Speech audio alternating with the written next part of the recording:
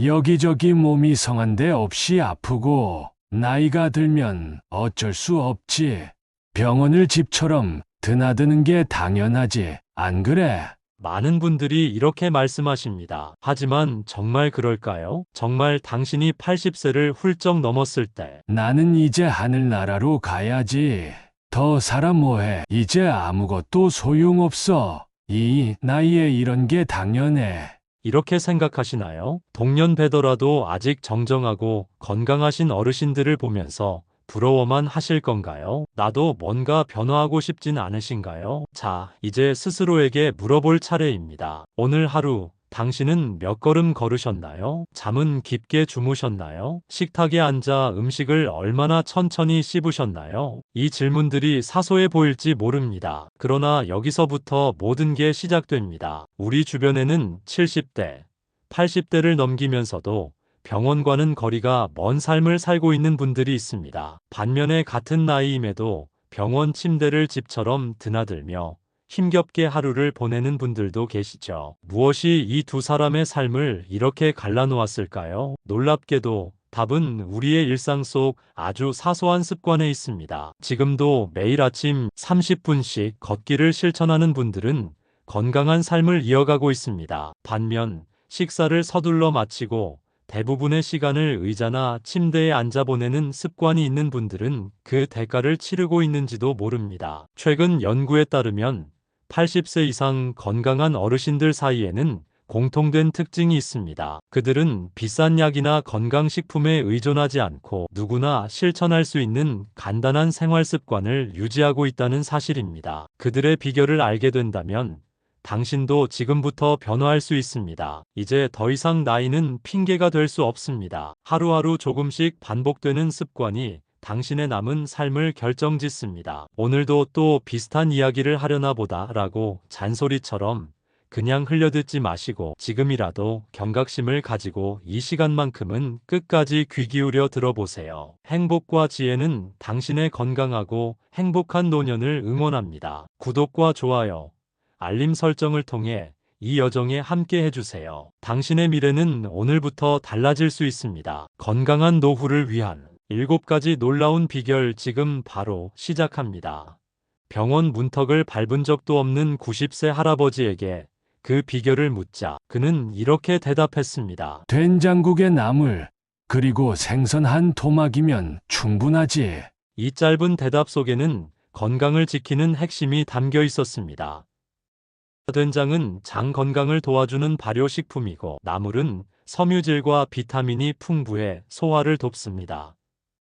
여기에 단백질이 풍부한 생선 한 토막을 더하면 근육을 유지하고 면역력을 강화하는 완벽한 식사가 됩니다. 단백질 섭취는 나이가 들수록 더욱 중요합니다. 생선 구이뿐만 아니라 삶은 달걀, 두부, 닭가슴살 같은 음식을 식단에 추가하면 몸에 필요한 영양소를 고르게 공급할 수 있습니다. 또한 어떻게 먹느냐도 중요합니다. 일본의 한 의학 연구에서는 작은 밥그릇을 사용하는 것이 식사량을 조절하는데 큰 효과가 있다고 발표했습니다. 작은 그릇에 담긴 음식은 더 풍성하게 보이고 적은 양으로도 만족감을 느끼게 합니다. 한 숟가락을 먹고 잠시 내려놓는 것처럼 식사 속도를 천천히 하다 보면 과식을 예방하고 소화도 훨씬 원활해집니다. 간단한 습관의 변화가 우리 건강에 얼마나 큰 영향을 미칠 수 있는지 보여주는 예입니다. 제철 음식을 섭취하는 것도 매우 중요합니다. 자연이 계절마다 제공하는 음식들은 신선하고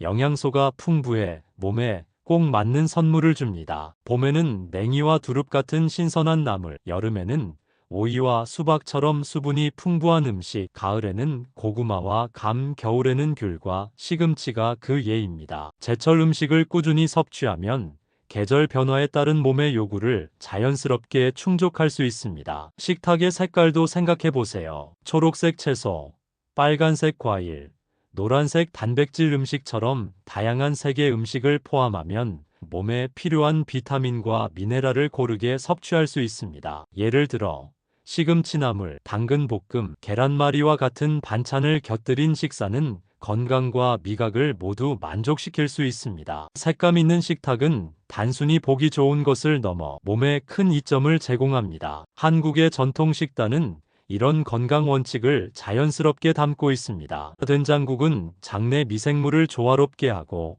나물은 섬유질이 풍부해 피로를 줄이며, 생선구이는 단백질과 오메가3 지방산을 공급해 뇌와 심장 건강에 좋습니다. 이런 단순한 식단이 전 세계적으로도 건강한 식단으로 인정받는 이유가 여기에 있습니다. 식습관을 조금만 바꿔도 몸이 달라질 수 있습니다. 천천히 음식을 씹고 작은 밥그릇을 사용하며 된장국과 생선을 곁들인 제철 음식을 먹어보세요. 건강의 비결은 거창한 변화가 아니라 지금 당신의 식탁 위에 이미 준비되어 있습니다. 하지만 식사를 누구와 함께 하느냐도 우리의 건강에 깊은 영향을 미칩니다. 이제 식사를 통해 정서와 건강을 함께 돌보는 방법을 알아보겠습니다. 식사는 단순히 배를 채우는 시간이 아닙니다. 그것은 우리의 건강과 정서를 연결하는 중요한 순간입니다. 그런데도 혼자 식사하는 시간이 많아질수록 건강이 위협받는다는 사실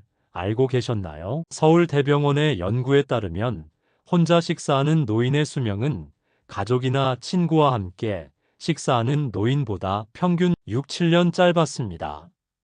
이 연구는 단순히 동반자의 유무를 넘어 함께 식사하는 행위가 우리 몸과 마음에 얼마나 중요한지를 보여줍니다. 예를 들어, 혼자 식사를 하면 음식을 씹는 횟수가 줄어들고 소화 효소 분비도 감소해 영양소 흡수율이 떨어집니다. 같은 음식을 먹더라도 몸이 받아들이는 영양소가 줄어드는 겁니다. 혼자 식사는 몸뿐만 아니라 마음에도 영향을 미칩니다. 혼자 식사하는 노인의 84%가 우울감을 경험하며 치매 발병률이 2.4배 높았습니다. 반면 식사 중 나누는 대화는 단순한 잡담이 아니라 뇌를 자극해 기억력을 유지하고 인지 기능을 개선하는 데 도움을 줍니다. 그렇다면 혼자 식사를 해야 할 때 어떤 방법으로 이 문제를 극복할 수 있을까요? 서울 은평구에 사시는 75세 이철우 씨는 혼자 밥을 먹는 시간을 보다 의미 있게 만들기 위해 식사 중에 좋아하는 책을 읽는 습관을 들였습니다. 책 속의 이야기에 빠져들다 보면 나도 모르게 천천히 먹게 되고 식사 시간이 즐거워지더군요. 다른 어르신은 식탁 옆에 거울을 놓아 자신과 대화하는 시간을 가지며 식사를 즐겼다고 합니다. 내 표정을 보며 웃기도 하고 옛 추억을 떠올리며 시간을 보내니 외롭지 않더군요. 스마트폰을 활용하는 것도 좋은 방법입니다. 먹방 유튜브를 보며 식사하는 분들의 이야기를 들어보면 마치 누군가와 함께 밥을 먹는 기분이 든다고 합니다. 화면 속 사람이 만난 음식을 복스럽게 먹는 모습과 대화가 나를 반겨주는 것 같아 식사 시간이 더 활기차졌어요. 이러한 소소한 방법은 혼자 식사하는 시간을 보다 따뜻하고 의미 있게 만들어줍니다. 또한 가족이나 친구와의 영상통화는 멀리 있어도 정서적 교감을 나눌 수 있는 좋은 방법입니다. 가족들과 멀리 떨어져 있지만 손주들과 영상통화를 켜고 웃으며 함께 밥을 먹는 79세 이순자 할머니의 이야기는 우리의 마음을 따뜻하게 합니다. 그냥 화면으로 보는 것뿐인데도 온 가족이 함께 밥을 먹는 것 같은 기분이 들었어요.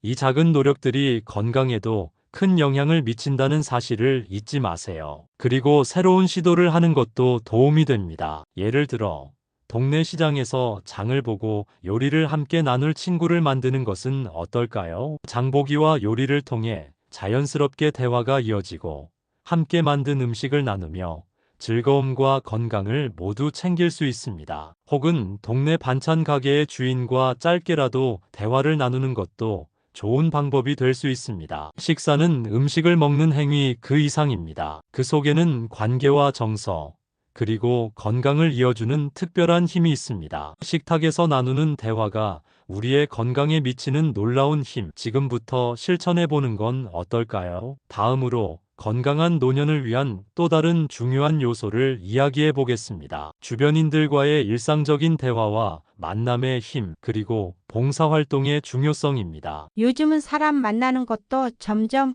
부담스러워요. 할 말도 없고 어디서부터 시작해야 할지 모르겠어요. 이런 고민은 나이가 들수록 더 커질 수 있습니다. 하지만 대화와 만남은 우리의 삶을 풍요롭게 만들고 건강까지 지키는 중요한 요소입니다. 건강한 대인 관계는 외로움을 줄이고 정서적 안정감을 제공하며 심지어 신체 건강에도 긍정적인 영향을 미칩니다. 하버드 의대 연구에 따르면 매일 대화를 나누는 노인의 치매 발병 위험이 48% 낮아진다고 합니다. 대인 관계의 시작은 어렵지 않습니다. 매일 아침 아파트 경비원이나 편의점 직원에게 따뜻한 한마디를 건네는 것만으로도 마음이 조금씩 열립니다. 오늘 날씨가 참 좋네요.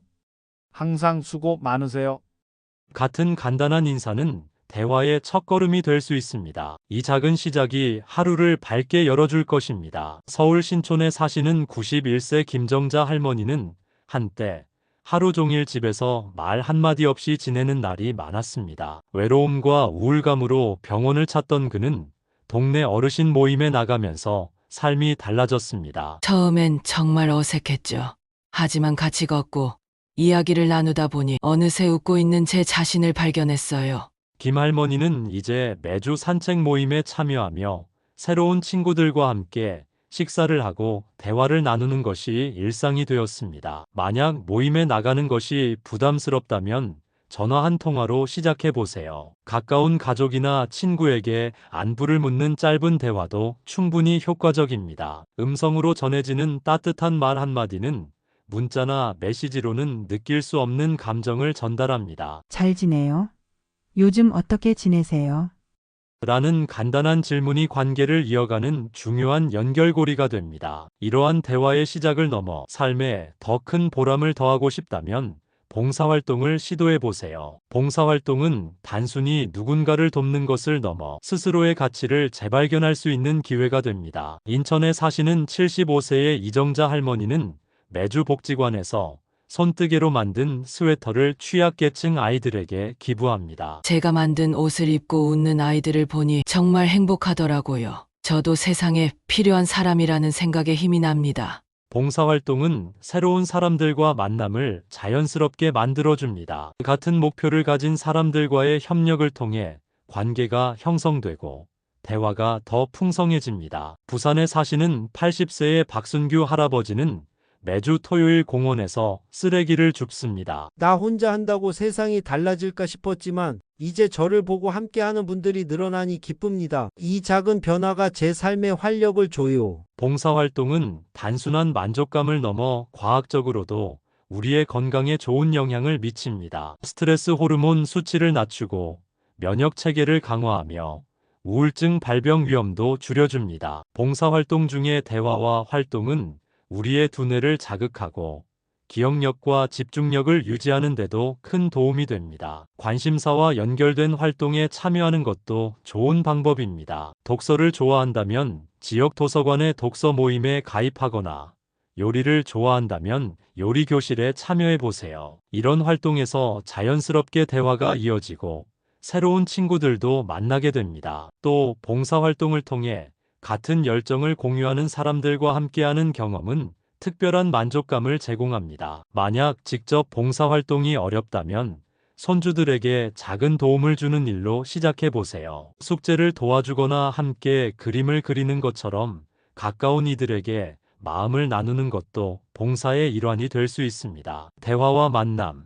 그리고 봉사로 확장되는 관계는 단순히 외로움을 덜어주는 것을 넘어 우리의 삶을 더 풍요롭게 하고 건강까지 지키는 강력한 도구가 됩니다. 오늘은 주변 사람에게 따뜻한 인사를 건네는 것에서 시작해 보세요. 그리고 봉사를 통해 더 깊은 관계와 보람을 느껴보는 건 어떨까요? 다음으로 우리의 마음을 편안하게 하고 스트레스를 효과적으로 관리하는 방법을 이야기해 보겠습니다. 작은 실천이 얼마나 큰 변화를 가져오는지 기대해 주세요. 아무 일도 없는데도 자꾸 가슴이 두근거리고 머릿속이 복잡해요. 나이가 들수록 스트레스는 단순히 기분의 문제가 아니라 건강 전체에 영향을 미치는 중요한 요소입니다. 그런데 스트레스를 효과적으로 다스리는 방법은 생각보다 간단하고 심지어 흥미롭기까지 합니다. 이번에는 조금 더 새로운 방법들을 제안해 보겠습니다. 스트레스가 우리의 몸에 미치는 영향은 생각보다 깊습니다. 만성 스트레스는 혈압 상승, 면역력 약화, 심지어 소화장애나 심혈관 질환의 위험까지 높일 수 있습니다. 더 나아가 뇌 기능을 저하시켜 기억력과 집중력을 방해하고 치매 위험을 증가시킵니다. 하지만 작은 변화와 실천만으로도 스트레스를 관리하고 삶의 질을 크게 높일 수 있습니다. 첫째, 감사일기를 넘어 감사 모음집 만들기. 감사일기 쓰기가 효과적이라는 건 이미 잘 알려져 있습니다. 그런데 여기에 더해 감사 모음집을 만들어 보세요. 감사한 일을 글로 적는 것뿐 아니라 사진이나 작은 물건을 함께 보관하는 것입니다. 서울 서초구 92세 최인자 할머니는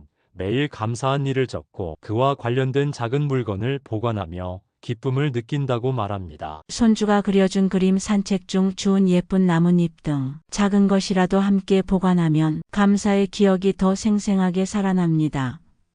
둘째, 손바닥 마사지와 이완요법. 가슴이 두근거리거나 불안할 때 손바닥을 부드럽게 마사지해 보세요. 손바닥 중앙에 위치한 심포혈을 지그시 누르며 원을 그리듯 문지르면 신경이 안정되고 마음이 차분해집니다. 이 방법은 불안을 느낄 때 즉각적으로 활용할 수 있습니다. 인천에 사시는 85세 김순자 할머니는 이 방법을 매일 아침과 저녁으로 실천하며 손바닥을 마사지하면 마음이 부드럽게 풀어지는 느낌이라고 표현합니다. 여기에 추가로 따뜻한 물로 조격을 하면 신체적 긴장이 완화되어 스트레스를 효과적으로 낮출 수 있습니다. 셋째, 의외의 효과. 가짜 웃음 요법. 억지로라도 웃는 것이 얼마나 큰 효과를 가져오는지 아시나요? 과학적으로 증명된 이 요법은 웃음이 가짜인지 진짜인지 구별하지 않고 뇌가 행복 호르몬인 세로토닌을 분비하도록 만듭니다. 제주도에 사시는 88세 박영수 할아버지는 하루 10분 거울 앞에서 웃는 연습을 하며 스트레스를 날려보냅니다. 처음엔 어색했지만 점점 마음속 긴장도 풀리고 몸이 가벼워지는 걸 느꼈어요. 거울 앞에서 하하를 반복하며 웃는 연습을 시작해 보세요. 매일 실천하면 몸과 마음의 균형이 찾아옵니다. 넷째, 자연 속에서 마음을 닦는 풀잎 관찰. 스트레스를 풀기 위해 꼭 멀리 여행을 떠나야 하는 건 아닙니다. 집 주변의 작은 공원이나 정원에서도 효과를 볼 수 있습니다. 풀잎 하나를 골라 매일 같은 시간에 1분 동안 관찰해 보세요. 90세 이순자 할머니는 풀잎의 색깔과 모양이 매일 조금씩 변하는 걸 보며 놀라움을 느꼈다며 자연 속에서 마음의 평화를 찾았다고 말합니다. 자연과 교감하는 이 시간은 스트레스를 낮추고 삶의 새로운 즐거움을 발견하게 해줍니다. 다섯째, 긴장을 완화하는 478 호흡법. 불안할 때 우리의 호흡은 얕고 빠르게 변합니다. 이를 완화하기 위해 하버드 의대에서 추천하는 478 호흡법을 실천해 보세요. 4초 동안 천천히 숨을 들이마시고 7초 동안 멈춘 뒤 8초 동안 천천히 내쉬는 이 방법은 몸과 마음을 이완시키는 데 탁월합니다. 이 방법은 잠들기 전에도 활용할 수 있어 숙면을 돕는 데도 효과적입니다. 여섯째, 스트레스를 나누는 따뜻한 전화 한 통. 스트레스를 혼자 해결하려고 하지 말고 가까운 사람에게 전화 한 통을 걸어보세요. 요즘 잘 지내세요? 라는 간단한 안부 인사로도 마음의 무게가 덜어질 수 있습니다. 목소리로 전해지는 온기는 문자 메시지보다 더 큰 위로를 줍니다. 정기적으로 안부 전화를 걸어 대화를 나누는 습관은 심리적 안정감을 높이고 관계의 깊이를 더합니다. 스트레스를 관리하는 방법은 거창하지 않습니다. 감사의 마음을 키우고 손바닥을 마사지하며 억지로라도 웃어보세요. 자연 속에서 여유를 찾고 호흡을 조절하며 가까운 사람들과 마음을 나누는 작은 실천들이 쌓이면 몸과 마음의 건강이 되살아납니다. 다음은 활기찬 삶을 위한 신체 활동의 중요성을 이야기해 보겠습니다. 이 작은 움직임이 여러분의 건강에 어떤 변화를 가져올지 기대해 주세요. 무릎도 아프고 힘도 없어서 요즘엔 걷기도 힘드네요. 많은 분들이 이런 고민을 하십니다. 하지만 걷기는 단순히 운동 이상의 의미를 가지고 있습니다. 규칙적인 걷기는 우리의 몸을 활기차게 만들고 건강을 되찾는 가장 쉬운 방법 중 하나입니다. 오늘은 걷기의 놀라운 힘과 실천법에 대해 이야기해 보겠습니다. 서울대학교 의대의 연구에 따르면 매일 30분 걷기만으로도 심장질환 발생률이 50% 감소하고 치매 발병 위험은 40%나 줄어든다고 합니다. 걷기는 약물로도 해결하기 어려운 근감소증을 예방하는 데 효과적입니다. 나이가 들면서 자연스럽게 줄어드는 근육량은 낙상과 골절의 주요 원인인데 걷기 운동을 꾸준히 실천한 어르신들은 근감소증 위험이 80%나 낮아졌다는 연구 결과가 있습니다. 걷기를 막 시작하려는 분들에게 가장 어려운 것은 첫걸음을 떼는 일입니다. 청주에 사시는 92세의 이영수 할아버지는 처음엔 집안에서 제자리 걸음으로 시작했다고 합니다. 5분도 힘들었지만 하루하루 조금씩 늘려가다 보니 이제는 동네 공원을 한 바퀴 돌 정도로 많이 늘었습니다. 그는 걷기를 통해 혈압과 당뇨 수치를 안정시키고 몸의 활력을 되찾았습니다. 그렇다면 어떻게 걷기를 시작할 수 있을까요? 먼저 제자리 걸음부터 시작해 보세요. TV를 보면서 집안에서 가볍게 걸어보는 겁니다. 발을 높이 들어 올리지 않아도 괜찮습니다. 처음엔 1분만 하다가 점차 시간을 늘려가면 됩니다. 다음으로 팔을 흔들며 걸어보세요. 팔을 자연스럽게 흔들며 걷는 것은 몸의 균형을 잡고 허리 통증을 완화하는 데 도움을 줍니다. 가벼운 스트레칭으로 몸을 풀어준 뒤 시작하면 효과가 더 좋아집니다. 속도는 천천히 그러나 꾸준히 유지하는 것이 중요합니다. 옆 사람과 대화를 할 수 있을 정도의 속도로 걷는 것이 가장 좋습니다. 너무 빨리 걸을 필요는 없습니다. 천천히 그러나 꾸준히 걸으세요. 날씨가 좋지 않거나 외출이 어렵다면 실내에서도 걷기를 실천할 수 있습니다. 집 안 복도에서 걷거나 베란다를 활용하세요. 90대의 이순자 할머니는 매일 아침 베란다에서 10분씩 걷기를 실천하며 건강을 유지하고 계십니다. 걷기의 특별한 장점은 몸뿐만 아니라 마음에도 큰 영향을 미친다는 점입니다. 걷는 동안 스트레스가 해소되고 마음이 차분해지는 효과를 느낄 수 있습니다. 자연 속에서 걷는다면 그 효과는 더 커집니다. 공원이나 숲길에서 들리는 새소리와 바람소리는 스트레스 호르몬을 낮추고 긍정적인 감정을 유도합니다. 서울 장지동에 사시는 83세 박순자 할머니는 매일 아침 15분씩 걷는 습관을 20년째 이어오고 있습니다. 처음엔 몸이 너무 무거웠는데 걷기를 시작하고 나니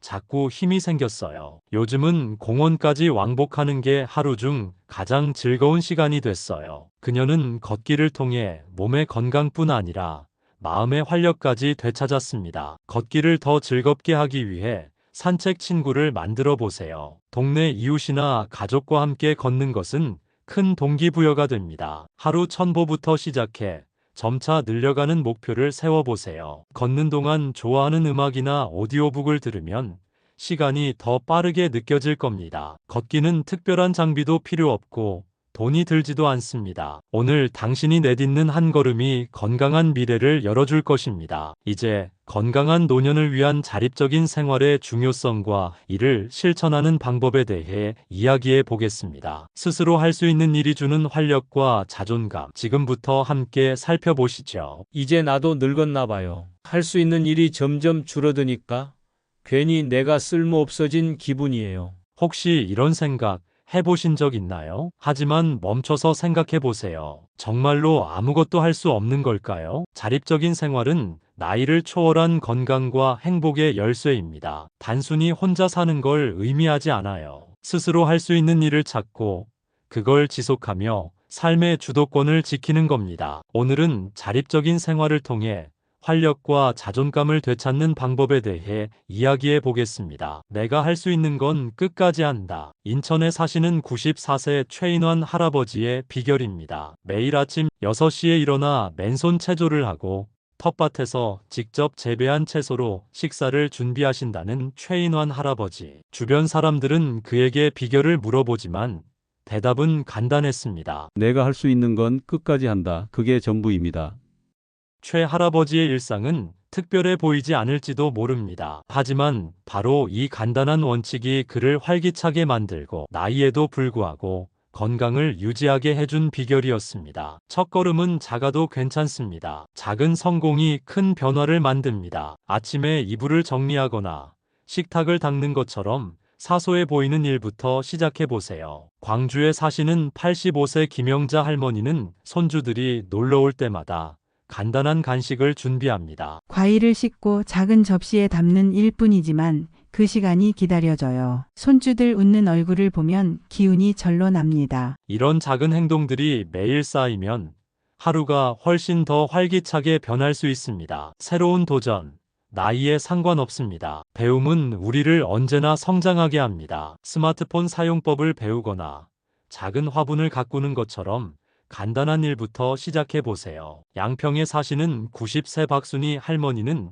손주들과 영상 통화를 하기 위해 스마트폰 사용법을 배우셨습니다. 처음엔 겁이 났지만 배우고 나니 세상이 새롭게 다가왔다고 합니다. 이제는 손주들이 먼저 전화를 걸어줘요. 새로운 걸 배우니 내 삶이 더 풍성해진 기분이에요. 내 역할을 찾아보세요. 그것이 활력입니다. 손주의 숙제를 봐주거나 동네 이웃에게 택배를 대신 받아주는 것처럼 간단한 역할을 찾아보세요. 부산에 사시는 88세 이순재 할아버지는 동네 아이들에게 간단한 체조를 가르치며 소소한 행복을 찾고 계십니다. 아이들과 함께 움직이면 나도 젊어진 기분이에요. 매달 새로운 목표를 설정하세요. 나만의 도전 캘린더. 이번 달은 하루 1000걸음 걷기, 다음 달은 간단한 음식을 가족에게 만들어주기처럼 작고 실천 가능한 목표를 세워보세요. 목표를 이루고 나면 스스로에 대한 자부심이 생기고 그 기쁨이 삶의 활력이 됩니다. 창의적인 활동으로 나를 발견하세요. 그림 그리기, 글쓰기, 요리 등 창의적인 활동은 두뇌를 자극하고 삶에 색다른 재미를 불어넣습니다. 분당에 사시는 88세 김옥순 할머니는 처음엔 간단한 그림을 그리기 시작했지만 이제는 시니어를 위한 전시회를 열 정도로 발전했습니다. 매일 조금씩 그리는 게 이렇게 큰 즐거움이 될 줄은 몰랐어요. 제가 아직 뭔가를 할 수 있다는 게 너무 기쁘죠. 자립은 함께할 때 더 빛납니다. 혼자 하기에 부담스럽다면 동네 사랑방이나 복지센터의 활동에 참여해 보세요. 이웃들과 텃밭을 가꾸거나 요리 교실에 참여하며 새로운 기술을 배우는 것도 좋은 방법입니다. 함께하는 자립은 동기부여를 주고 관계의 즐거움까지 더해줍니다. 다시 자립을 시작하는 당신이 최고입니다. 오늘부터 내가 할 수 있는 일을 하나씩 찾아보세요. 작은 성공이 쌓이면 삶은 자연스럽게 활력으로 채워집니다. 손주와 함께 요리를 하거나 새로운 취미를 발견하거나 아침마다 스스로를 위한 작은 도전을 해보세요. 이런 일상들이 쌓일 때 삶은 더 풍요로워지고 자존감은 자연스럽게 회복됩니다. 이제 건강한 노년을 위한 마지막 비결, 규칙적인 수면에 대해 이야기해 보겠습니다. 하루의 마무리로 건강을 다지는 비밀, 함께 알아보실까요? 요즘 잠이 잘 안 와서 새벽마다 깨어나요. 자고 나도 개운하지가 않고요. 많은 어르신들이 이런 말씀을 하십니다. 하지만 잠은 단순히 피로를 푸는 시간이 아닙니다. 우리 몸을 회복하고 마음의 안정을 찾으며 삶의 활력을 채우는 시간이죠. 오늘은 규칙적인 수면이 얼마나 중요한지, 그리고 그 비밀을 어떻게 실천할 수 있는지 이야기해 보겠습니다. 여러분, 밤 10시부터 새벽 2시까지 이른바 골든 타임이라는 말을 들어보셨나요? 이 시간에 깊은 잠을 자는 사람들은 치매 발병 위험이 67% 감소하고 수명이 평균 5년 더 길어진다는 연구 결과도 있습니다. 반대로 이 시간에 뒤척이거나 잠을 설치면 우리 몸은 제대로 회복하지 못합니다. 피부가 푸석푸석해지고 면역력도 떨어지고 심지어 감정 조절도 힘들어지죠. 수면은 하루를 마무리하는 단순한 시간이 아니라 건강과 직결된 중요한 습관입니다. 그렇다면 어떻게 해야 숙면을 취할 수 있을까요? 먼저 매일 같은 시간에 자고 일어나는 규칙이 필요합니다. 밤 10시에 침대에 눕고 아침 6시에 일어나는 습관을 만들어 보세요. 처음엔 힘들겠지만 2주 정도만 지나면 몸이 그 리듬에 맞춰지기 시작합니다. 한 가지 재미있는 방법을 알려드릴게요. 잠들기 1시간 전 거실 불을 모두 끄고 작은 스탠드 조명만 켜보세요. 조명이 어두워지면 뇌는 자연스럽게 이제 잠들 준비를 해야겠구나라고 인식하게 됩니다. 스마트폰은 잠시 내려놓으세요. 블루라이트가 수면 호르몬인 멜라토닌의 분비를 방해하거든요. 대신 좋아하는 음악을 잔잔하게 틀거나 창밖의 바람 소리를 들어보는 건 어떨까요? 잠들기 전에는 족욕도 아주 효과적입니다. 따뜻한 물에 발을 담그며 하루의 피로를 씻어내는 겁니다. 여기에 손바닥 마사지를 더해보세요. 엄지손가락으로 손바닥의 중앙을 천천히 눌러주면 혈액순환이 좋아지고 몸이 자연스럽게 이완됩니다. 간단하면서도 정말 효과적이에요. 불안해서 잠이 안 올 땐 어떻게 해야 할까요? 478 호흡법을 추천합니다. 코로 4초간 숨을 들이마시고 7초 동안 멈춘 다음 8초 동안 천천히 내쉬는 겁니다. 이 간단한 호흡법만으로도 심박수가 안정되고 몸이 릴렉스됩니다. 하버드 의대에서도 이 방법의 효과를 인정했을 정도예요. 또한 침실 환경도 중요합니다. 침실 온도는 약 18도에서 22도가 적당하고 공기가 너무 건조하지 않도록 가습기를 사용해 보세요. 침구는 편안하고 깨끗한 것으로 준비하세요. 특히 침실을 어둡게 유지하는 게 중요합니다. 커튼을 닫거나 빛을 완전히 차단할 수 있는 수면 안대를 사용하는 것도 좋은 방법이에요. 마음이 불안하다면 자기 전에 짧은 일기를 써보세요. 하루 중 감사했던 일이나 기뻤던 순간을 떠올리며 세 줄만 적어보는 거예요. 오늘 손주가 웃으며 전화해줘서 기뻤다. 이런 사소한 감사가 마음을 편안하게 하고 잠도 훨씬 잘 오게 합니다. 여러분, 규칙적인 수면은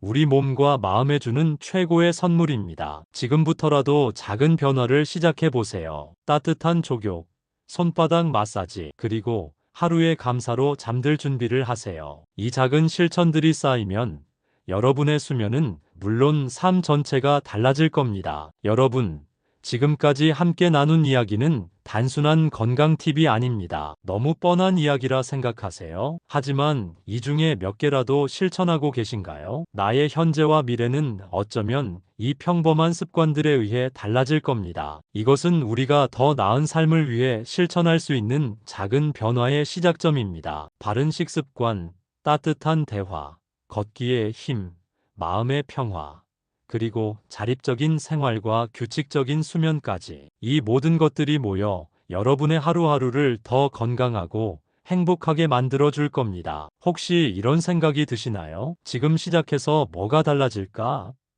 하지만 기억하세요. 작은 변화가 큰 결과를 만듭니다. 하루 1000걸음부터 시작하세요. 오늘 식탁에서 가족과 한마디 더 나눠보세요. 잠들기 전에 감사한 일을 떠올려 보세요. 이런 작은 실천들이 쌓이면 어느새 여러분의 삶은 활력과 행복으로 가득 찰 겁니다. 94세에 직접 텃밭을 가꾸며 활기찬 하루를 보내는 최인환 할아버지처럼 손주들과 스마트폰으로 대화를 나누며 웃음을 되찾은 박순희 할머니처럼 여러분도 스스로를 위해 첫걸음을 내딜 수 있습니다. 중요한 건 지금이라는 순간입니다. 건강한 100세는 거창한 게 아니다. 누군가의 말처럼 매일 조금씩 움직이고 따뜻한 대화를 나누고 하루를 감사로 마무리하는 것. 그것이 바로 행복하고 건강한 삶의 비결입니다. 여러분의 건강한 노년을 위해 지금 이 순간부터 함께 시작해 보지 않으시겠어요? 구독과 좋아요, 그리고 알림 설정을 통해 행복과 지혜 채널과 함께 더 많은 삶의 지혜를 나눠보세요. 여러분의 소중한 이야기와 경험도 댓글로 들려주세요. 오늘의 작은 실천이 내일의 건강한 삶을 만들어갑니다. 여러분 모두의 인생이 활력과 행복으로 가득 차길 진심으로 응원합니다. 다음 영상에서 더 깊은 지혜로 다시 찾아뵙겠습니다. 감사합니다.